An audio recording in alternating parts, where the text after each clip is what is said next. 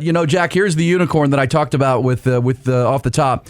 You know, while the coordinator carousel keeps spinning across college football, to say that Texas has been the model of consistency as Sark heads into his fifth year at the 40 Acres would be an understatement. You realize every current school in the Power Four, and you can throw the Power Five in here too, by the way, if you want to consider the Pac-12 still in the Power Five. Every school, SEC, Big Ten, Big 12, ACC, Notre Dame, has had at least one primary coordinator change in the last 4 years, but not the Longhorns.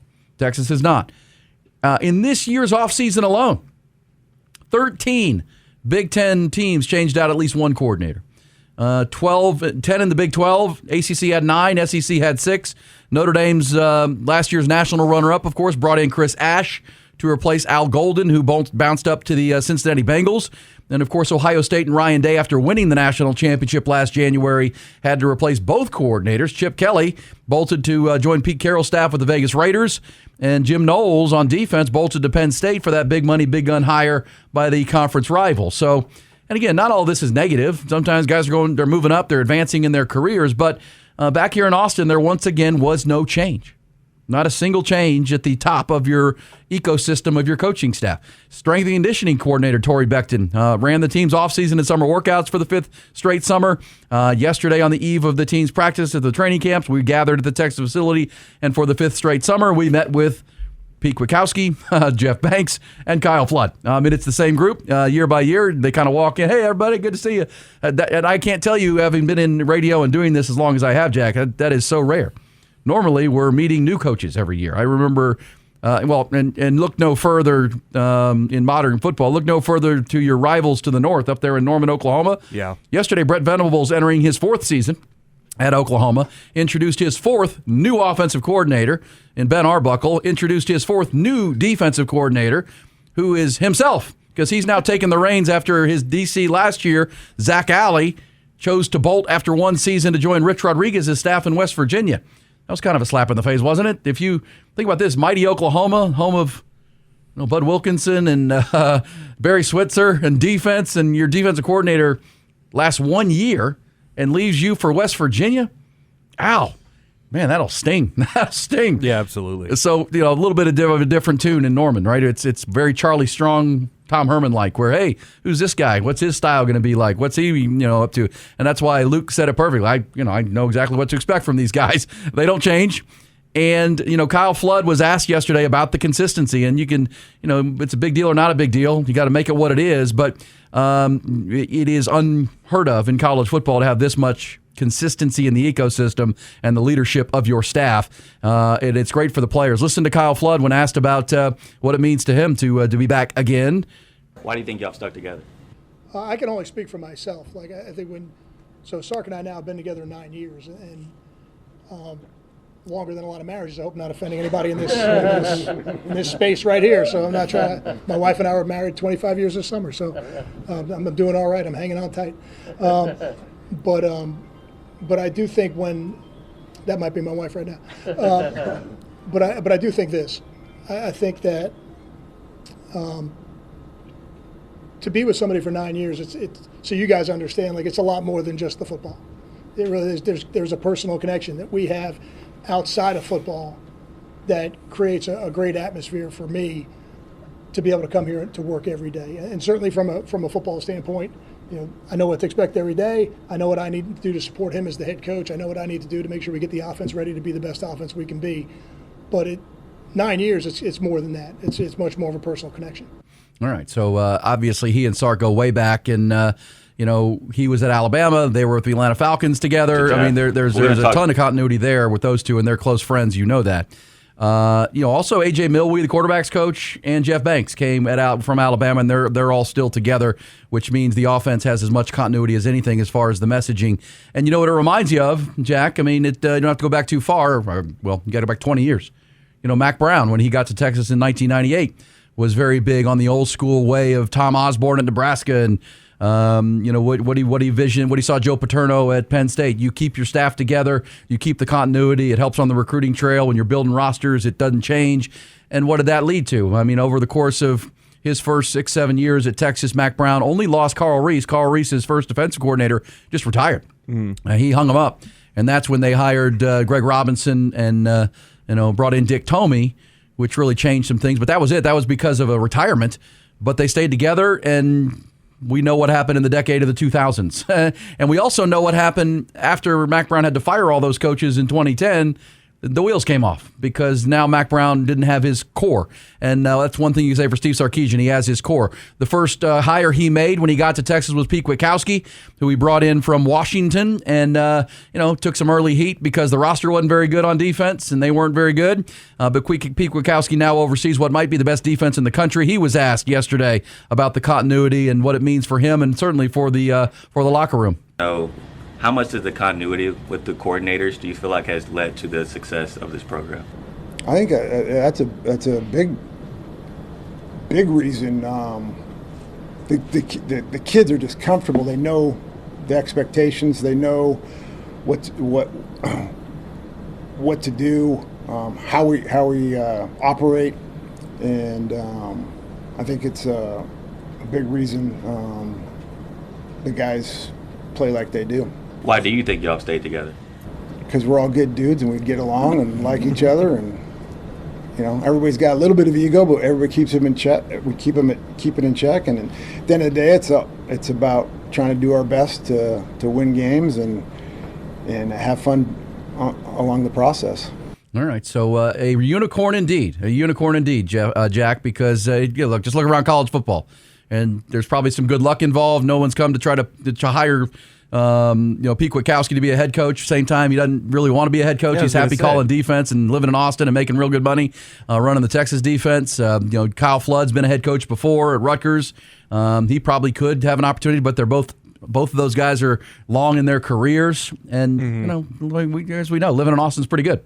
And you got a good gig, you got a good boss who treats you right, and Sark takes care of his staff. You're going to get good players. It's not a bad place to be, but it does bode well for the program because it does bring consistency where a lot of programs are dealing with inconsistency. No, absolutely. I mean, anytime you're retaining staff, that means nothing has gone terribly wrong, right? I mean, it means things are going pretty good.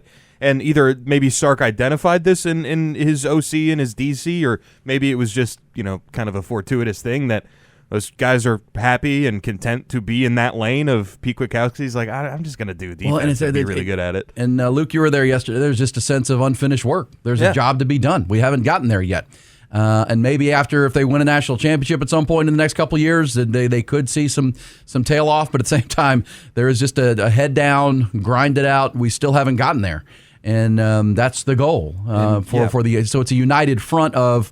And I mentioned Torrey Becton. He's the strength and conditioning coach. We don't talk to him, but that's as important as anything. He runs their off season. He runs the winter workouts. He's as close to the players as anybody. That's another thing Mack Brown had that led to the decade of dominance, which was, Mad Dog. Jeff Madden was the strength and conditioning coach the entire time. Yeah, and the guys that you are losing, you're losing to upgrades, better jobs. Right. You have Tashard Choice going to the NFL to coach running backs for the Lions, who probably have the best duo of running backs in the NFL with Jahmyr Gibbs and David Montgomery. And then you have Blake Gideon, who's gone on to Georgia Tech. He's now their defensive coordinator from safeties coach. That's right. He's going to be a DC now. Maybe Bo Davis sits lateral, that's right. But he went home. And Blake Gideon was the young coach who's doing a great job, and now he wants to be a head coach. His dad was a high school head coach out there in Leander. And so he wants to be a head coach. That's his next step. Don't forget Terry Joseph's now the cornerbacks coach, coaching DBs with the New Orleans Saints on Kellen Moore's first staff. And what I noticed yesterday, having been to this many times and talking to those same coordinators, there is a youthful energy now in the breakouts with the position coaches. A lot of young coaches in. Chad Scott's in to run running backs for Tashard Choice. Tashard was a dynamic coach himself, but he upgraded to the NFL. Mark Ofrey is a guy who's come in to coach cornerbacks with Terry Joseph's departure. And Ofrey is a guy who was with Rutgers, but he's got Houston ties. Went to Galena Park North Shore, grew up a UT fan. He was happy to be back. But also, Jack, it also allowed you to bring back a legend. Dwayne Aquina is back. And it was great to talk to him yesterday. He's excited to be back in the 5-1-2. Of course, he is the godfather of DBU. He was with Mack Brown in the building originally, and so many defensive backs that are now playing went on to play in the National Football League. And that's where the moniker DBU began, and we have the debates, and it hadn't been that in a little bit. It looks like it's getting back to that. Let's hear from Dwayne Aquina. Happy to be back in Austin after 15 or so years away, coaching elsewhere? Well, I would say the building. First of all, I was dropping breadcrumbs to find my way back to my office there for about a week and a half. But I see everything now very much the same. I think Sark has done a great job in terms of the messaging. Because, the first time I really talked to him was when we first talked about coming back. But I've always had tremendous respect for him as a football coach because we had lined up against each other. What I'm just trying to do, because we've been there and had a level of success, I just see us working back into where we were when we had it going here. And I'm excited. I've always wanted to play in the Southeast Conference. I've always wanted to get back on this big stage again where, you can have an opportunity, if we all do our job, coaches, players, do our job, to have an opportunity to line up and win a national championship. All right, so the report back would be the old guard returns, and now a legend is back, and then a bunch of young, eager coaches. Because I did get, and we'll play some of the audio throughout the morning, throughout the day. I did get to talk with A.J. Milwee, who is as close to Arch Manning as anybody. He is the quarterbacks coach who came with Sark from Alabama. Young guy, man. He kind of looks like Opie, Jackie. Opie Cunningham back on the TV set, but he is a young guy who's Sark said at SEC Media Days is his most his closest confidant. He spends more time with him than anybody. But we'll also get some details because the meat and potato stuff is important. I will say this, Jack. There's one thing I can say with certainty after spending the day down at the facility and speaking with all the coaches. There is absolutely no doubt about one thing heading into the 2025 season. With the roster they have, from coach to coach, they are determined to get their best players on the field at every position. There's no more, we need some veteran leadership in this spot. We're not, those days are gone. They're going to cross-train, and whether it's the offensive line, the defensive backfield, the defensive line, the pass rush, they're getting their best guys on the field in all spots at all times. And then that's, you heard it over and over again. We'll play you some of the audio. Kyle Flood talking about getting the best 5 offensive linemen.